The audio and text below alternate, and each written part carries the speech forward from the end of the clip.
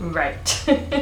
We're diving right in with a hefty one today. I've got the coffee to compensate. The coffee and I are ready. I'm filming alongside a busy street today, so I apologize in advance for any trucks or street cleaners that pop by at 8:30 a.m.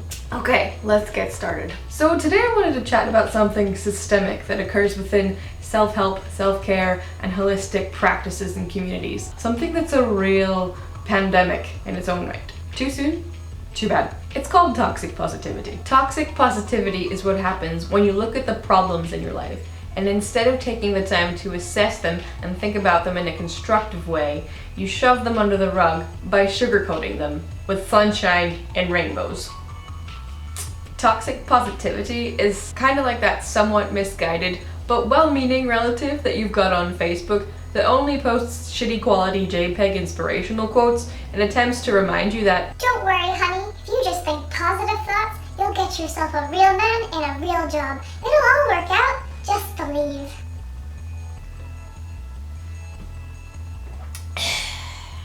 life cannot be all love and light all the time. It's just unrealistic. I mean, have you been to Scotland? We're all depressed and on vitamin D. Love and light, which is a phrase that originated from within the New Age community, is something that, in my opinion, gets passed around yoga classes and from life coach to life coach as a means of making a quick buck and can become an opiate in its own right. This toxic positivity is a really ineffective way of coping with your actual problems. It's like sticking a band-aid on top of a splinter without removing it first. I don't know why you would get a splinter there, I just slapped my hand. I'm not saying we need to go around and wallow in our own misery about how everything sucks all the time. We're human, we all do that by default anyway, especially right now.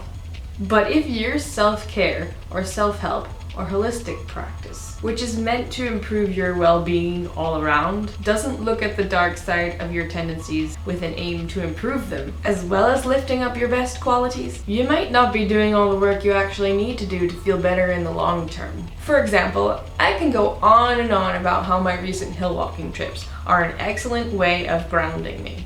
But I'd be lying if I didn't say that I still suffered with insecurities, anxiety, and depression on almost a daily basis. The work that needs done there is deeper and harder to reach though. There's two sides to the sword of self-help and self-care. Ironically, the sharper edge, even though it's painful, is where most of the healing is going to get done. Most people choose to do this with therapy, but you can also do this with other tools, like the tarot.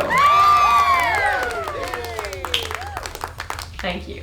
I've used the tarot a lot in the last 6 months in order to look at my less than great tendencies and patterns. Working with this darker, more psychological side of the tarot is called shadow work. Or at least it's a branch of what we can call shadow work. The term shadow originates from the work of Carl Jung, a 20th century psychologist that worked heavily with the ideas of human archetypes. According to Jung, archetypes exist within and around us as fundamental and innate flavors of human personality. Basic examples of them are the caregiver, the hero, the sage, the trickster. We see these archetypes in everything from ancient mythology to our modern film characters. However, one of the 4 major archetypes that we encounter as an individual is the shadow self. Our shadow selves hold the darker shades of our personalities and behaviors that we tend to push down and ignore because they don't feel too great. And we're sometimes ashamed of these feelings. Anger, sadness, guilt, whatever it is. However, this shadow self can be left to fester and grow, only appearing in our everyday lives and relationships when it's triggered by something in the external world. A stimulus. That's where the behavior we're less than proud of tends to rear its head, whether we want it to or not. So how does this all add up? Well, engaging in shadow work through tarot can be a really interesting tool for practicing self-therapy and ridding ourselves of these deeper behavioral tendencies. Let me clarify the idea of self-therapy with a disclaimer. Tarot in shadow is by no means a replacement for the real work that gets done in one-to-one and group therapy sessions. You should look for that help regardless. But for me, I found that the tarot is an excellent tool to keep the wheels in my head turning while I can't get over to group therapy for the last few months because of COVID. And what's more, it's a tool that's there for when the real self-care needs to get done at home, in real time, in real life, on your own. I got into the shadow work side of tarot after coming out of a year of one-to-one psychotherapy and after another half year of holistic therapy. I was also watching a lot of YouTube videos at the time by Maddox when I discovered it. Kellyanne is a great example of a professional that uses Jungian psychological theory of the archetype as a means to conduct her video discussions, her tarot readings, and her counseling work. I'll leave a link to her channel down below so you can check her out for yourself. So it was during all this therapy that I was doing at the time that I realized that the archetypes of the tarot would be excellent teachers in their own right for me. Tarot has now become an extension of my personal self-care practice. Right.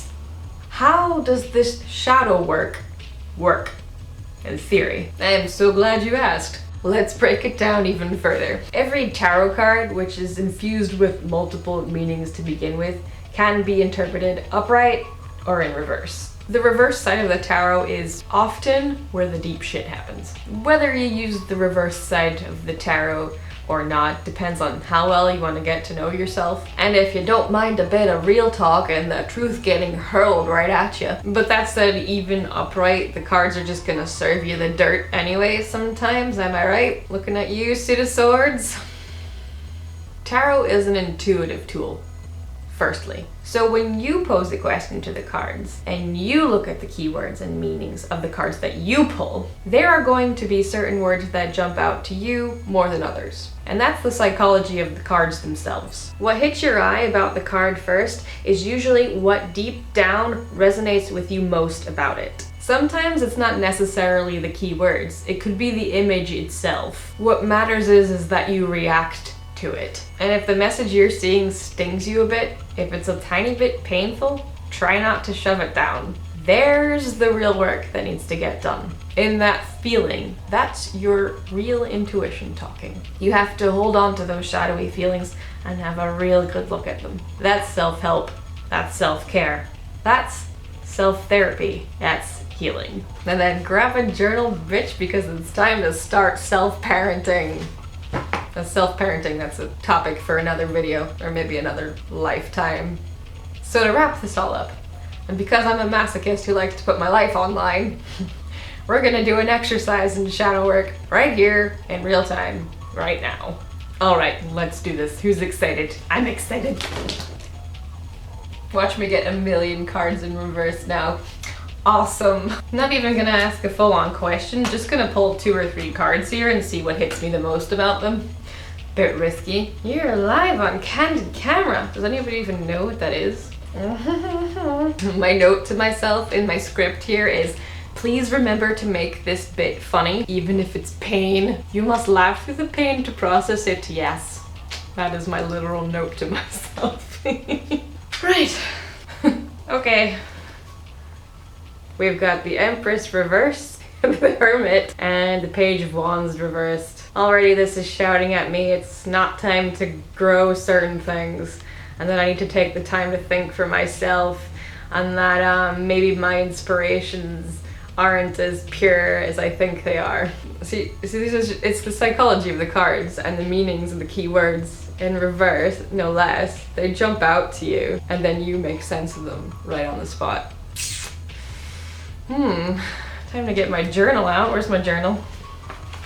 It's a good thing I tossed the cards in the air, actually. Getting them in reverse just echoed something very interesting. Well, that hurt. So there you go. Out with toxic positivity, in with the shadow. And a bit of a departure from my last few videos there. Let me know if you enjoyed that discussion and if you'd like to see more of this kind of thing in general. Stay well, take care of yourselves, and I'll see you in the next one. Types that we encounter as an individual So close. You ever tried to talk on camera? Sometimes it's like losing your mind to an empty room. Right, okay.